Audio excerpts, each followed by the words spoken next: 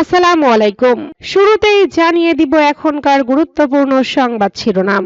৫ বিবিতে জামায়াত বিএনপির সংঘর্ষ, আহত ৯। বৈষম্য বিরোধী ছাত্র আন্দোলনের সমন্বয়ক তানিফা নিহত। জামায়াতের অফিস ভাঙচুর করলেন বিএনপি নেতাকর্মীরা। দুর্নীতির অভিযোগ নিয়ে মুখ খুললেন টিউলিপ সিদ্দিক। চলন্ত ট্রেনে হঠাৎ আগুন, ঢাকা ময়মনসিংহ রুটে বন্ধ ট্রেন চলাচল। টিপ পরে ফেসবুকে প্রতিবাদ জানানো তারকাদের বিরুদ্ধে মামলা করবেন চাকরিচ্যুত সেই কনস্টেবল। শুনছিলেন সংবাদ শিরোনাম, এবার বিস্তারিত। তবে তার আগে অনুরোধ থাকবে ভিডিওতে একটি লাইক দিন এবং কোথায় থেকে আমাদের ভিডিওটি দেখছেন কমেন্টে জানিয়ে দিন। ৫ বিবিতে জামায়াত বিএনপির সংঘর্ষ, আহত ৯। জয়পুরহাট জেলা জামায়াতের আমির ডক্টর ফজলুর রহমান সাইদের ঈদ শুভেচ্ছা পোস্টার সাটানোকে কেন্দ্র করে ৫ বিবিতে জামায়াত বিএনপির সংঘর্ষে ৯ জন আহত হয়েছে। এ ঘটনার প্রতিবাদে ২৮ মার্চ বিকেলে উপজেলার সালইপুর বাজারে কুসুম্বা ইউনিয়ন জামায়াত বিক্ষোভ মিছিল ও সমাবেশ করেছে। সরজমিনে গিয়ে একাধিক গ্রামবাসীর সঙ্গে কথা বলে জানা যায়, কয়েকদিন আগে ইসলামী ছাত্র শিবির কর্মী শাহপরান জেলা জামায়াতের আমির ডক্টর ফজলুর রহমান সাইদের নির্বাচনী এলাকার কুয়াতপুর পূর্বপাড়া গ্রামের মসজিদের সামনে বাড়ির দেওয়ালে ঈদ শুভেচ্ছার পোস্টার সাটান। উক্ত পোস্টার লাগানোকে কেন্দ্র করে ২৭ মার্চ বৃহস্পতিবার বিকেলে বিএনপি নেতা আব্দুল গফুর সমর্থিত জনৈক ইব্রাহিম হোসেনের সঙ্গে সে বাক বিতণ্ডতায় জড়িয়ে পড়ে ও ইব্রাহিম উক্ত পোস্টারে কাদা ও গোবর দিয়ে বিকৃত করে।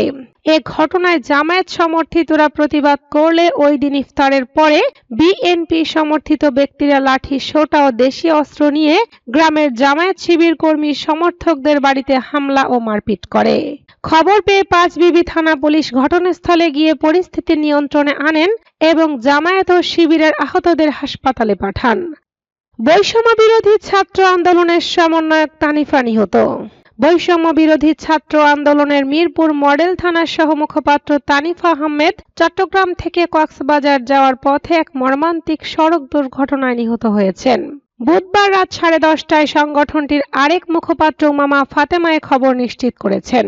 উমামা ফাতেমা জানান, তানিফা আহমেদ ছাত্র আন্দোলনের প্রতি দৃঢ় প্রতিজ্ঞ ছিলেন এবং তার কাজের প্রতি নিষ্ঠা ও একনিষ্ঠতা নিয়ে তিনি সব সময় তার দায়িত্ব পালন করতেন। তানিফার আকস্মিক মৃত্যুর সংবাদটি সংগঠনটির সদস্যদের মাঝে গভীর শোকের সৃষ্টি করেছে। উমামা ফাতেমা আরো জানান, তানিফা আহমেদ শুধু আন্দোলনটির একজন নেতা ছিলেন না, তিনি বিশ্বাস ও আদর্শের জন্য কাজ করে গেছেন। তার অকাল চলে যাওয়া সংগঠনটির জন্য এক অপূরণীয় ক্ষতি বলে উল্লেখ করেন তিনি। উমামা ফাতেমা আল্লাহর কাছে তানিফার আত্মার শান্তি কামনা করেন এবং তার জন্য জান্নাতুল ফেরদাউসের উচ্চ মাকাম কামনা করে দোয়া করেন। জামায়াতের অফিস ভাঙচুর করলেন বিএনপি নেতাকর্মীরা। নাটোরের বড়াই গ্রামে উদ্বোধনের আগে জামায়াত অফিস ভাঙচুর করা হয়েছে। মঙ্গলবার সন্ধ্যায় স্থানীয় ইউনিয়ন বিএনপির সদ্য সাবেক সভাপতি হাসিনুর রহমানের নেতৃত্বে চান্দাই ইউনিয়নের দিয়ার গারফালেদ মোড়ে অবস্থিত অফিস ভাঙচুর করা হয়েছে বলে অভিযোগ পাওয়া যায়। এ ঘটনাকে কেন্দ্র করে এলাকা জুড়ে উত্তেজনা বিরাজ করছে।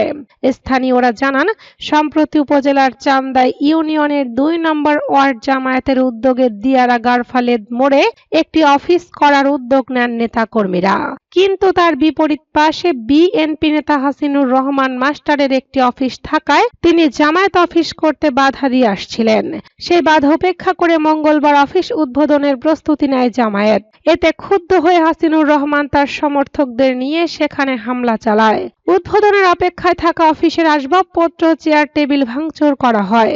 পরে খবর পেয়ে পুলিশ ঘটনাস্থলে গিয়ে পরিস্থিতি নিয়ন্ত্রণে আনে। দুর্নীতির অভিযোগ নিয়ে মুখ খুললেন টিউলিপ সিদ্দিক।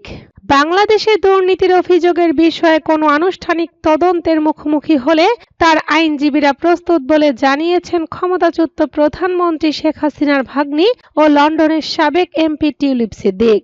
এক সাক্ষাৎকারে তিনি বলেন, আপনারা আমার আইনজীবীদের পাঠানো চিঠি দেখুন এবং সিদ্ধান্ত নিন যে আমার বিরুদ্ধে আসলে কোনো প্রশ্ন রয়েছে কিনা।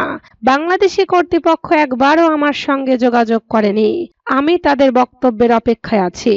চলতি বছরের জানুয়ারিতে বাংলাদেশে একাধিক দুর্নীতির তদন্তে নাম আসার পর ট্রেজারি মন্ত্রীর পদ থেকে পদত্যাগ করেন ব্রিটিশ লেবার পার্টির এই এমপি। তবে তার বিরুদ্ধে ওঠা অভিযোগ তিনি বরাবরই অস্বীকার করে আসছেন। প্রথমবারের মতো পদত্যাগের পর প্রকাশ্যে বক্তব্য দিতে গিয়ে টিউলিপ সিদ্দিক বলেন, মাসের পর মাস আমার বিরুদ্ধে অভিযোগ শোনা যাচ্ছে, কিন্তু এখনো পর্যন্ত কেউ আমাকে আনুষ্ঠানিকভাবে কিছু জিজ্ঞেস করেনি। গত মাসে বাংলাদেশের অন্তর্বর্তীকালীন সরকার প্রধান এক সাক্ষাৎকারে বলেন, টিউলিপ সিদ্দিক বাংলাদেশে সম্পদ রেখে গেছেন এবং তাকে অবশ্যই জবাবদিহি করতে হবে। চলন্ত ট্রেনে হঠাৎ আগুন, ঢাকা ময়মনসিংহ রুটে বন্ধ ট্রেন চলাচল। গাজীপুরের শ্রীপুর উপজেলার সাতখামাই রেল স্টেশন এলাকায় ঢাকাগামী মোহনগঞ্জগামী মহুয়া কমিউটারের ট্রেনে অগ্নিকাণ্ডের ঘটনা ঘটেছে। বৃহস্পতিবার বেলা 11:15টার দিকে ট্রেনের পাওয়ার কারে আগুন লাগার কারণে ঢাকার সঙ্গে ময়মনসিংহ বিভাগের রেল যোগাযোগ সাময়িকভাবে বন্ধ রয়েছে। রেল স্টেশন সূত্রে জানা গেছে, আগুন নিয়ন্ত্রণে আনতে ফায়ার সার্ভিসের সদস্যরা ঘটনাস্থলে পৌঁছেছে এবং স্টেশনের কর্মীরাও আগুন নেভাতে কাজ করছেন। তবে এখনো পর্যন্ত কোনো হতাহতের খবর পাওয়া যায়নি। এ দুর্ঘটনার ফলে ঢাকার সঙ্গে ময়মনসিংহ, নেত্রকোনা ও মোহনগঞ্জের ট্রেন চলাচল বন্ধ থাকায় যাত্রীদের চরম দুর্ভোগে পড়তে হয়েছে। সংশ্লিষ্ট কর্তৃপক্ষ জানিয়েছেন, আগুন নিয়ন্ত্রণে আনার পর দ্রুততম সময়ের মধ্যে ট্রেন চলাচল স্বাভাবিক করার চেষ্টা করা হবে। টিপ পড়ে ফেসবুকে প্রতিবাদ জানানো তারকাদের বিরুদ্ধে মামলা করবেন চাকরিচ্যুত সেই কনস্টেবল। রাজধানীর ফার্মগেটে তেজগাঁও কলেজের প্রভাষক লতা সমাদ্দারকে হয়রানির অভিযোগে সামাজিক যোগাযোগ মাধ্যমে টিপ পড়া ছবি প্রকাশ করে যেসব তারকা প্রতিবাদ জানিয়েছিলেন, তাদের বিরুদ্ধে মামলা করতে যাচ্ছেন চাকরিচ্যুত সেই পুলিশ কনস্টেবল নাজমুল তারেক। নিজেকে নির্দোষ দাবি করে তিনি বলেছেন, আমি অন্যায়ের সঙ্গে আপোষ করি না। নাজমুল তারেক ঢাকায় মেট্রোপলিটন পুলিশের প্রোটেকশন বিভাগে কর্মরত ছিলেন। 2022 সালের রাজধানীর ফার্মগেট এলাকায় টিপ কাণ্ডে জড়িয়ে বেশ আলোচনায় আসেন তিনি। ওই ঘটনা সে সময় টক অব দ্য কান্ট্রিতে পরিণত হয়। ওই বছরের 2 এপ্রিল পুলিশ সদস্যের উল্টো পথে বাইক নিয়ে যাওয়া থেকে ঘটনার সূত্রপাত। তেজগাঁও কলেজের থিয়েটার অ্যান্ড মিডিয়া স্টাডিজ বিভাগের প্রভাষক লতা সমাদ্দারের পায়ে বাইক লাগলে নাজমুল তারেকের সঙ্গে তর্ক হয়। লতা সমাদ্দার অভিযোগ করেছিলেন, তিনি কলেজের পাশে হয়রানির শিকার হন। পুলিশের পোশাক পরা এক ব্যক্তি টিপ পড়ছস কেন বলে তাকে কটূক্তি করেন।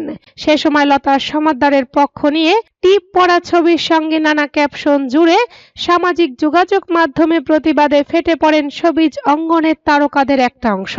এছাড়া ওই সময় পুলিশ কনস্টেবল নাজমুল তারেকের বিরুদ্ধে শেরে বাংলা নগর থানায় অভিযোগ দেন লতা সমাদ্দার, যার জেরে চাকরি হারান পুলিশ কনস্টেবল নাজমুল। পরে তিনি চাকরি ফেরত চেয়ে প্রশাসনিক ট্রাইব্যুনালে মামলা করেন, যা এখন তদন্তনাধীন পর্যায়ে রয়েছে।